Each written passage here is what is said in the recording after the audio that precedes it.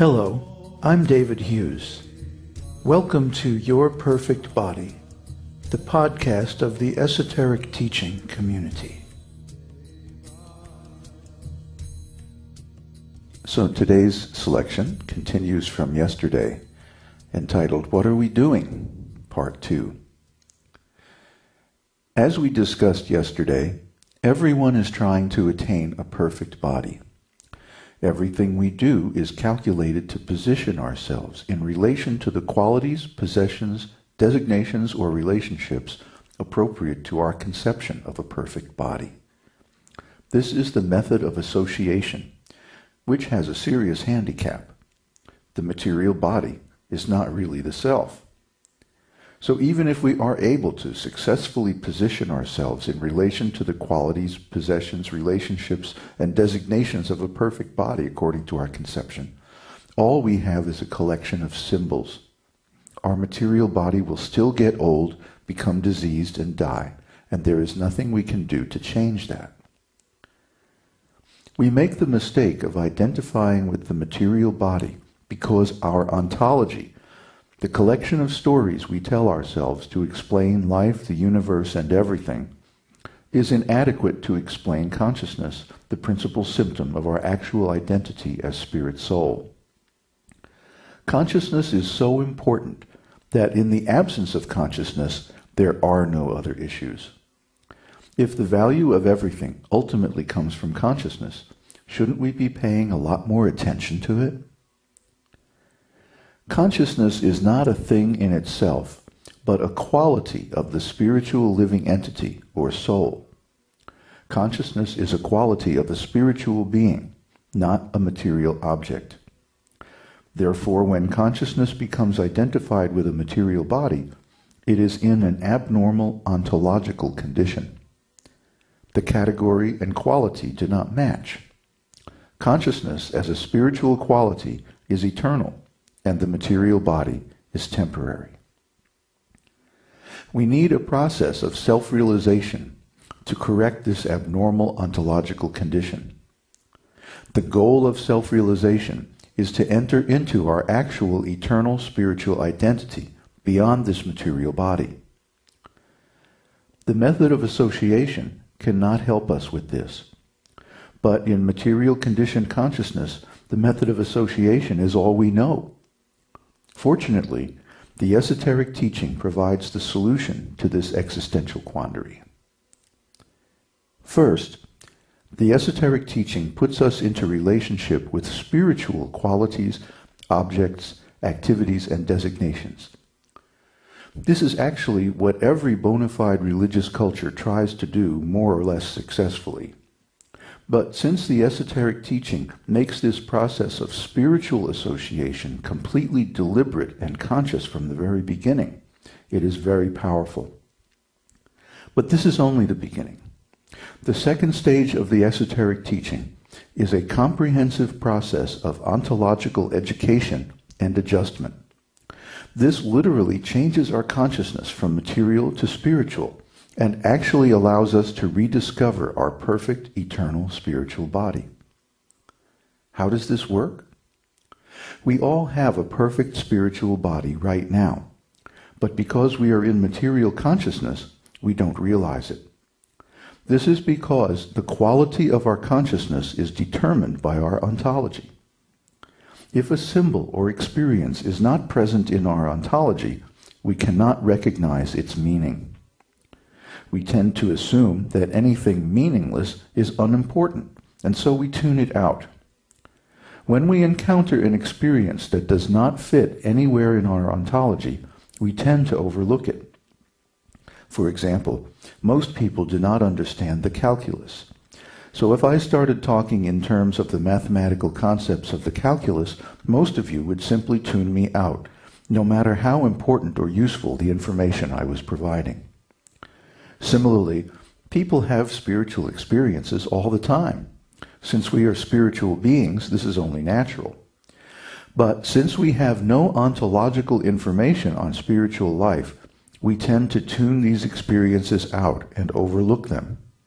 Thus, our ontology strongly influences our consciousness in terms of the value and importance we assign to our experiences. By the process of ontological education and adjustment, the esoteric teaching provides a platform for properly evaluating our spiritual experiences. And by also giving us the tools to cultivate spiritual association, it provides a controlled laboratory environment for those spiritual experiences. Thus, the esoteric teaching is a scientific approach to self-realization. Nevertheless, it does require faith. Everything does. Even getting up in the morning requires some degree of faith that the effort is worthwhile. Similarly, the esoteric teaching requires sufficient faith in its methods to give them a fair, objective trial. You need enough faith to perform the experiment and observe the result. We hope to kindle that faith by these discussions. Right now, the only faith required is to stay connected, download the next installment of our podcast, and give it a listen. 10 minutes out of your day.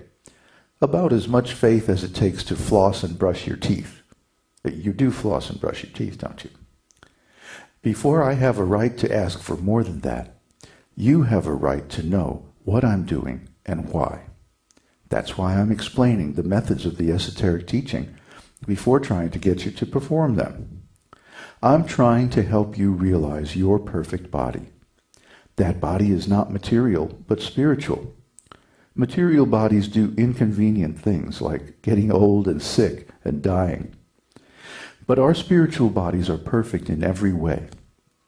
In the next few installments, I'll talk some more about consciousness, the nature of the soul, and the benefits of realizing your perfect body. So there's a little time left, and I would like to use that opportunity to say a little bit more about the process of the esoteric teaching for you podcasters. This is going beyond the scripted part that's available on the blog. The two processes of the esoteric teaching, namely the process of spiritual association and the process of ontological education and adjustment, actually go on simultaneously. It's very easy to put ourselves into spiritual association, and in our next couple of episodes we'll go into how you can do that simply by changing your viewpoint on some things.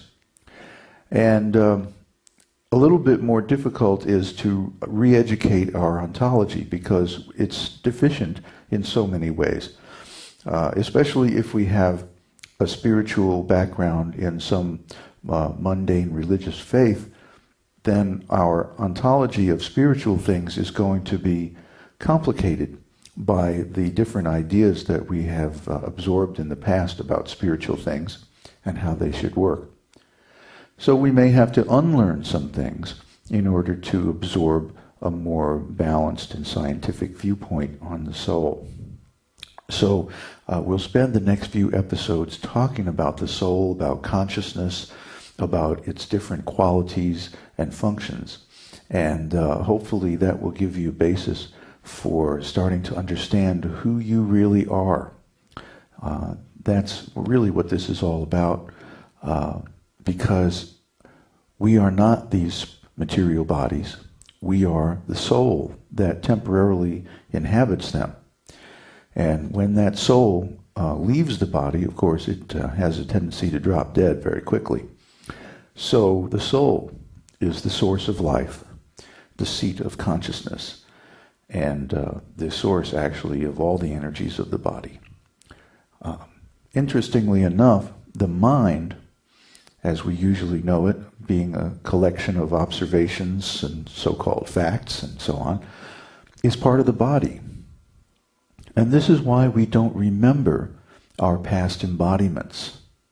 This is why we don't remember our spiritual body either. So what does that mean? That means we have to be educated in all these things so that we can understand them properly.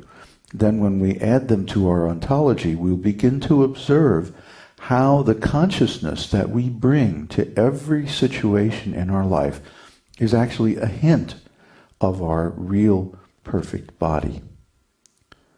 So this is a very sensitive process, and it takes a controlled laboratory environment in order to observe these things at first.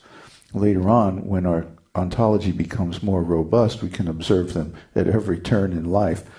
But in the beginning, we have to become sensitive to a whole range of experiences that we normally simply ignore because we don't understand their value or purpose. And that's why I'm taking the time to explain all these things very thoroughly. And we'll also give you simple processes to perform that will bring you into spiritual association very quickly. And all of our students